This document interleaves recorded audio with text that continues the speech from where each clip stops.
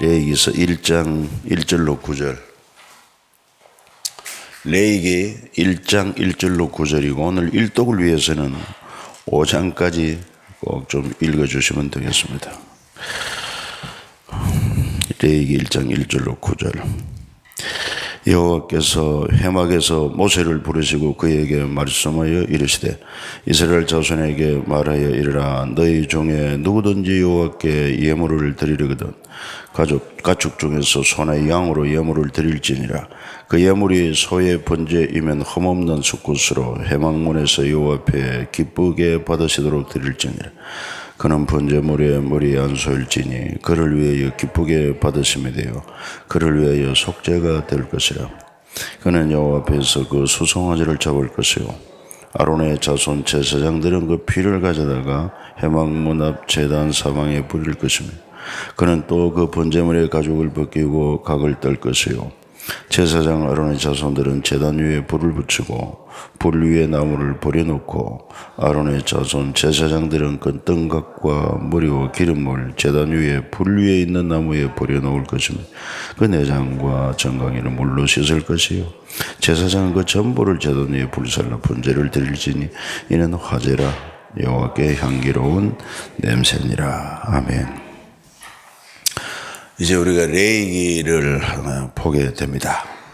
레위라는 것은 사람 이름 아닙니까? 야곱의 12아들 가운데 야곱이 레아를 통해서 낳은 셋째 아들이 레위입니다. 레위라는 이름의 뜻이 연합한 자 이런 뜻을 가지고 있어요. 그래서 하나님께서 그 모두 13지파죠. 나중에 요셉의 아들을 에브라임과 므낫세 두 지파를 몫을 주었기 때문에 그래서 레위 지파를 택해가지고 특별히 죄인된 인간과 그러고 하나님이 연합하는 이런 직분을 맡기셨다. 그 참 이름이 그래 중요한 것 같아요. 물론 하나님께서 그런 이름을 지어주었겠지만은 레위라는 이름의 뜻은 연합한 자다 하는 것을 기억하면 좋겠고 그래서 이 레위 지파 중에서 제사장이 나오고 또 대제사장이 나오게 되어 있습니다.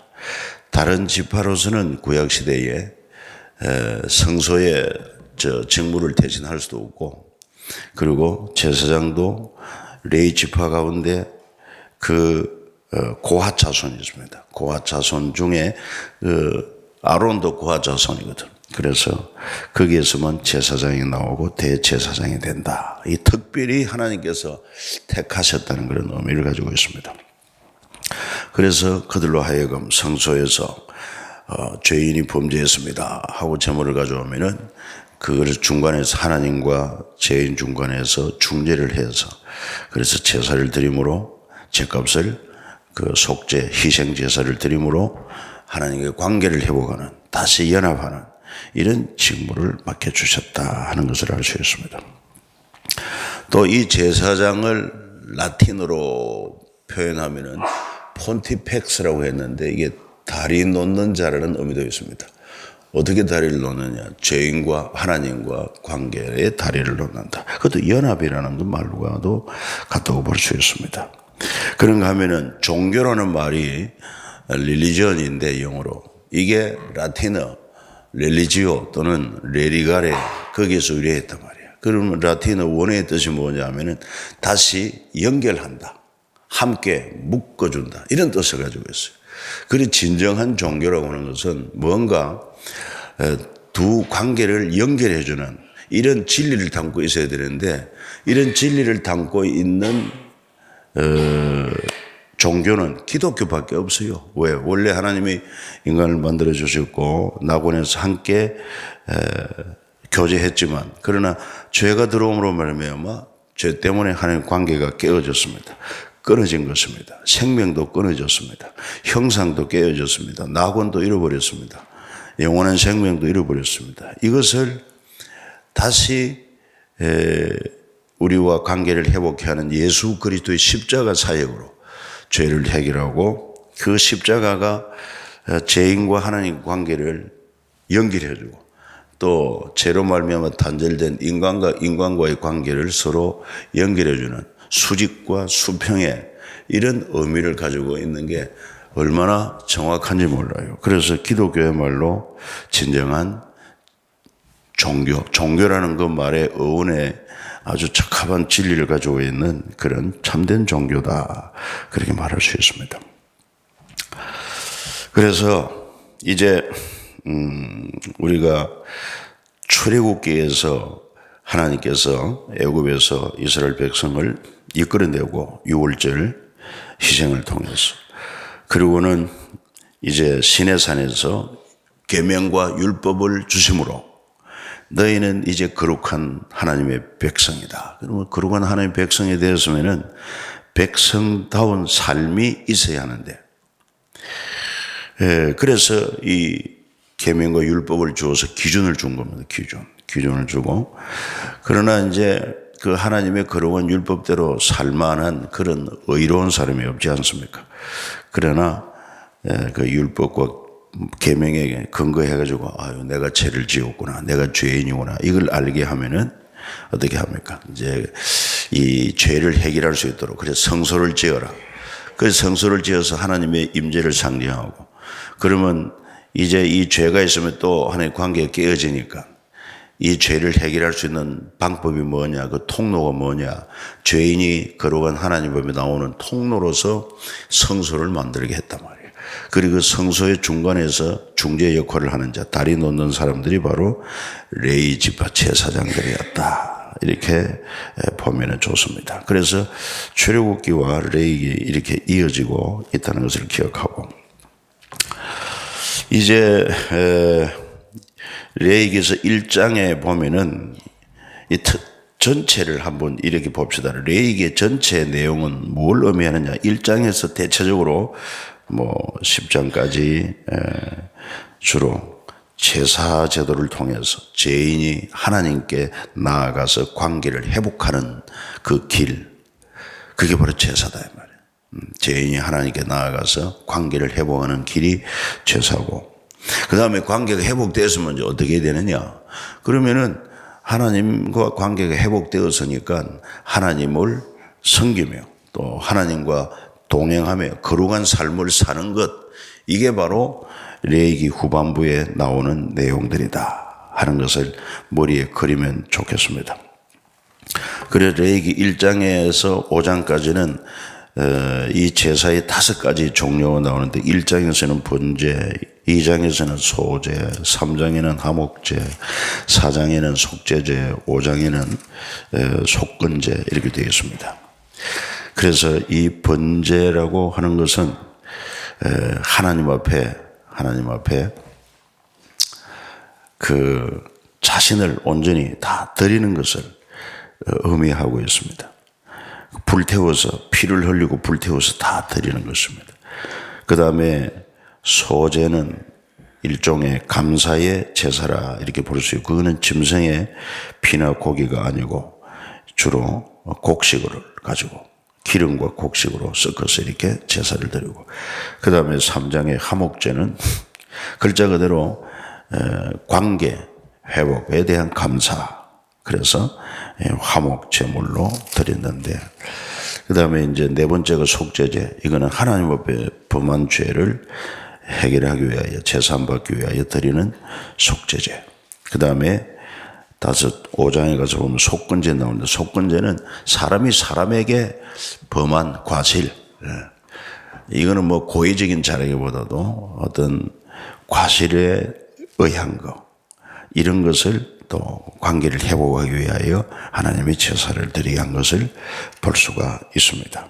그래서 이렇게 여러분들이 구약의 제사라고 하면은 번제가 있고, 그 다음에 또 소제가 있고, 화목제 있고, 속죄제, 속건제, 이 5가지가 있다 정도 상식으로 알면 되겠고, 그런데 그 이제 제사를 드리는 방법에 있어서 완전히 불태워 드린다 해서 화제. 그 다음에 제물을 주로 이제 이 짐승의 앞가슴을 가지고 제사장이 흔들면서 제사 드리는 데서 요제, 그 다음에 하나님께 드렸다가 다시 놓는, 이런 거 드렸다가 놓는 이 거제, 그 다음에 전제는 거기다 주로 이제 기름이나 포도주를 붓는 이런 의식을 전제라고 합니다. 그래서 5대 제사 종류와 4가지 제사 방법, 이 정도만 기억해도 괜찮습니다. 그러나 그래도 우리가 이 뿌리를 알아야 되기 때문에, 그래서 이 제사의 뿌리, 이렇게 해서 하나님은 우리 죄를 용서하고 하나님 관계를 회복하게 하는 그런 길을 열어주셨구나. 거기에 대한 감사가 있어야 될 것입니다. 우리가 이제는 이 출애굽기에 나오는 성소의 기능과 그 다음에 레위기서에 나오는 제사의 기능을, 이걸 이제 아주 제대로 해석한 그 해석사가 바로 어디 나오느냐면은 이 히브리서입니다. 그래서 구약의 성소나 여러 가지 제사법, 절기, 여기에 대해서 실상이 뭐냐, 그걸 바로 히브리서에서 잘 보여주고 있어요. 그래서 구약은 그림자라면 신약은 실체인데, 이제 여러분들이 히브리서로 한번 펴보시기 바랍니다. 히브리서 9장.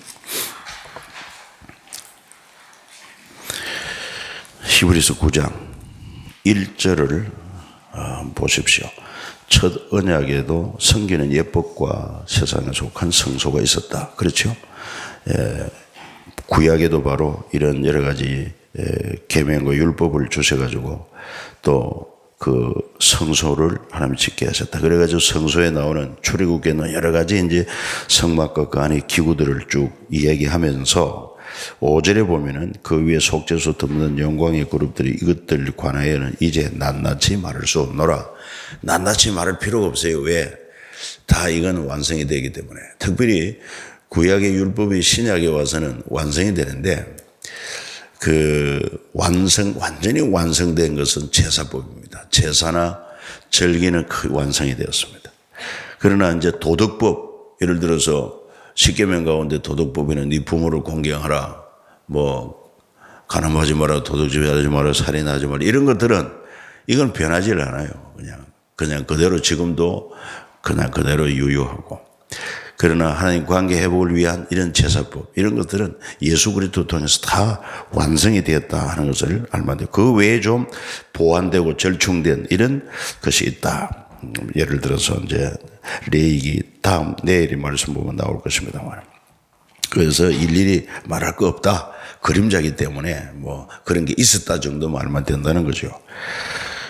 그리고 이제 6절 7절 한번 읽어보세요. 이 모든 것을 이같이 예비하였으니 제사장들이 항상 첫 장막에 들어가 섬기는 예식을 향하고. 자, 구약에 우리가 어제 봤지 않습니까? 먼저 성소에 들어가면은 제사장이 섬기는 곳, 떡상이 있고 또 7 등잔이 있고 분향단이 있는 이 성소입니다. 여기는 제사장이 들어가 섬길 수 있고, 그 다음에 7절에 오직 둘째 장막은 대제사장이 홀로 1년에 한 번 들어가되 자기와 백성의 허물을 위하여 드리는 피 없이는 아니한다. 자, 9절에 가서 9절. 이 장막은 뭡니까? 현재까지 비윤이, 이에 따라 드리는 예물과 제사는 섬기는 자를 그 양심상 온전하게 할 수 없나니 이런 것은 먹고 마시는 것과 여러 가지 씻는 것과 함께 육체의 예법일 뿐이며 개혁할 때까지 맡겨둔 것이라 다 모형이라는 것입니다. 자, 그리고 실상 11절부터 그리스도께서는 장래 좋은 일에 대제사장으로 오사 손으로 짓지 아니한 곧 이 창조에 속하지 아니한 더 크고 온전한 장막으로 말미암아 염소와 송아지의 피로 하지 아니하고 오직 자기의 피로 영원한 속죄를 이루사 단번에 성소에 들어가셨나니라. 단번에 십자가의 죽으심으로 영원히 죄를 속하는 그런 속죄 제물이 되어 주셨다는 것입니다. 그래서 이것이 얼마나 감사한지 모릅니다. 만약에 우리가 구약시대에 살았다고 하면은 번거롭기도 하고 제사장 아주 보통 고역이 아닙니다. 그런데 우리 예수님이 참 형상으로 오셔가지고 이것들을 단번에 영원히 속죄해버렸다. 그리고 이제 13절부터 또 14절까지 보면은 염소와 송아지의 피와 미담송아지의 죄를 부정한 자에게 뿌려 그 육체를 정결하게 하여 거룩하게 하거든.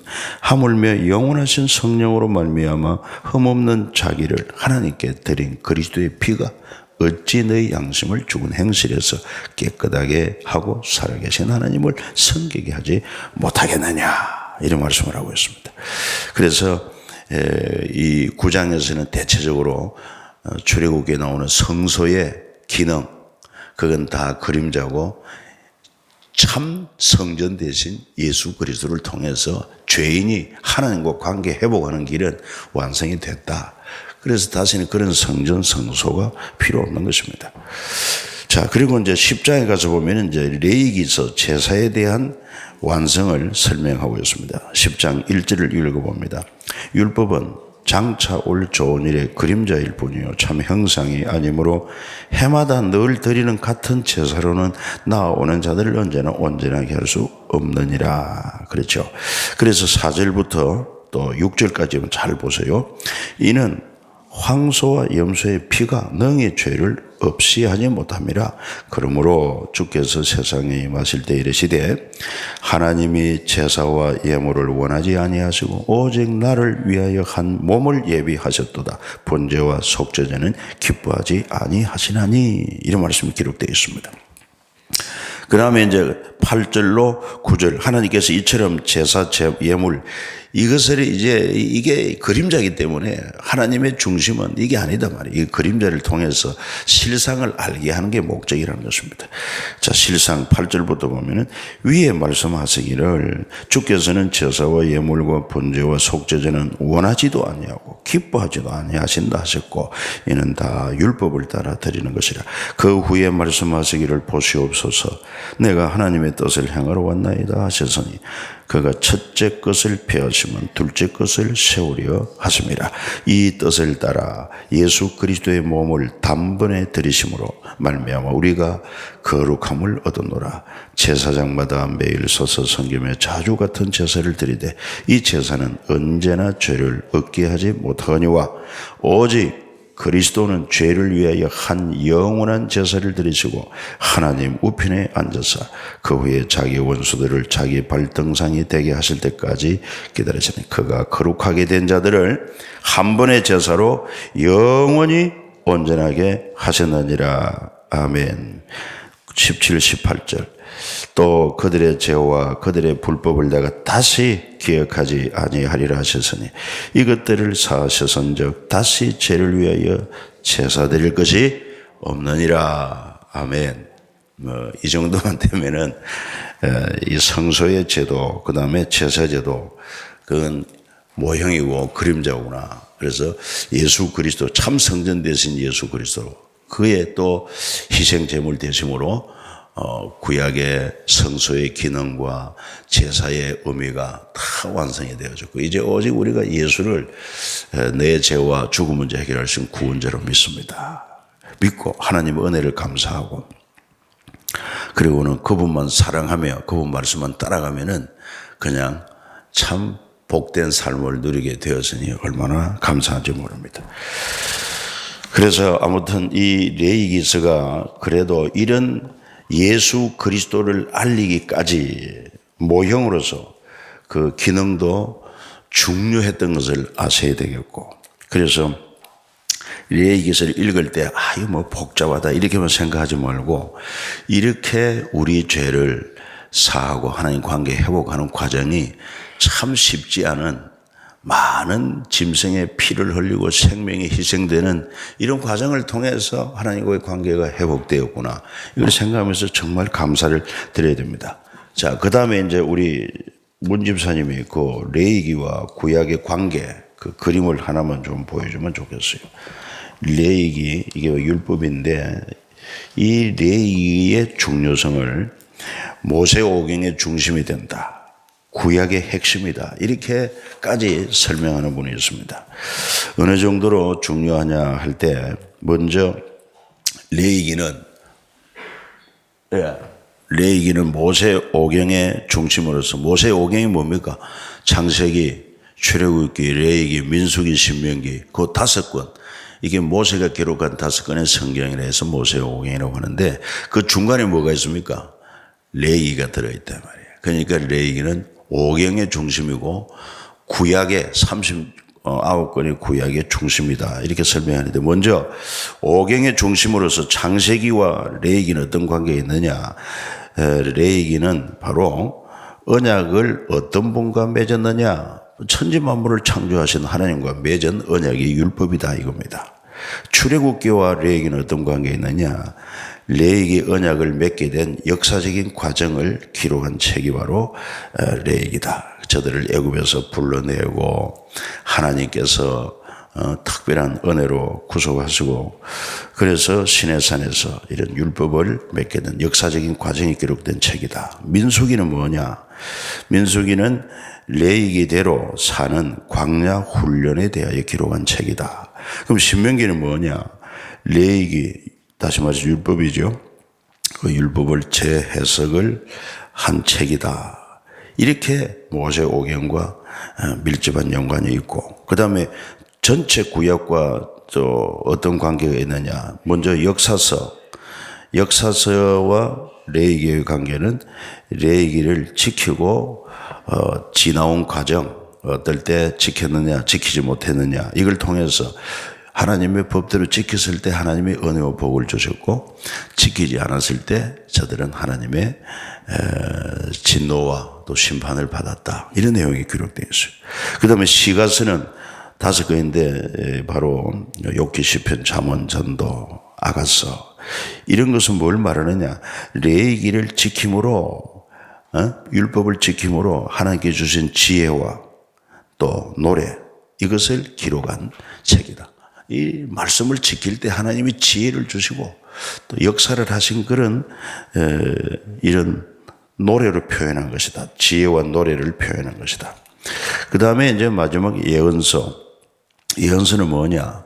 이 레위기에 기록된 율법대로 지키면은 너희들이 복을 받을 것이고 너희들이 불순종하면은 저주를 받는다. 이 내용이 담긴 게 바로 예언서로서 전체 모세오경의 중심이 되고 전체 구약의 중심이 될 만큼 중요하다. 이게 바로 첫 번째 언약이라고 그랬고, 첫 번째 언약에는 뭐 성소가 있고 여러 가지 제사가 필요했지만은 이제 두 번째 언약 신약에 와서는 이것이 참 실체가 되신, 참 성전 되신 예수 그리스도가 오심으로 그분이 죄인과 하나님 관계를 회복할 수 있는 유일한 참된 통로예요. 그런데 그 통로가 되기 위해서는 죄인을 위한 죄를 대속할 희생제물이 있어야 되는데 짐승이 아닌 완전한 죄 없는 사람, 예수밖에 더 있습니까? 그래서 그 예수님이 희생제물이 되어 십자가에 못 박혀 피 흘려 주심으로 단번에 영원한 속죄를 이루어서 이제는 누구든지 이 십자가 부활의 복음을 듣고 예수 그리스도를 구주로 믿기만 하면은 모든 죄 사함 받고, 그리고 하나님의 관계가 회복되는데, 자녀 관계가 회복되고, 그 다음에 또 하나님의 형상이 회복되고, 잃어버린 낙원도 회복되고, 영원한 생명도 회복되고, 모든 보장된 복이 회복되는 이러한 회복의 핵심이 누구냐? 바로 예수 그리스도시다. 이분을 우리가 구주로 믿으니까 얼마나 감사하고, 그러면 어떻게 믿어야 되겠느냐? 얼마나 이분을 사랑하고 또 감사하며 섬겨야 되겠느냐? 뜨거운 가슴을 품고 우리 주 예수 그리스도를 잘 섬기는 저와 여러분 되시기를 예수 이름으로 축복합니다.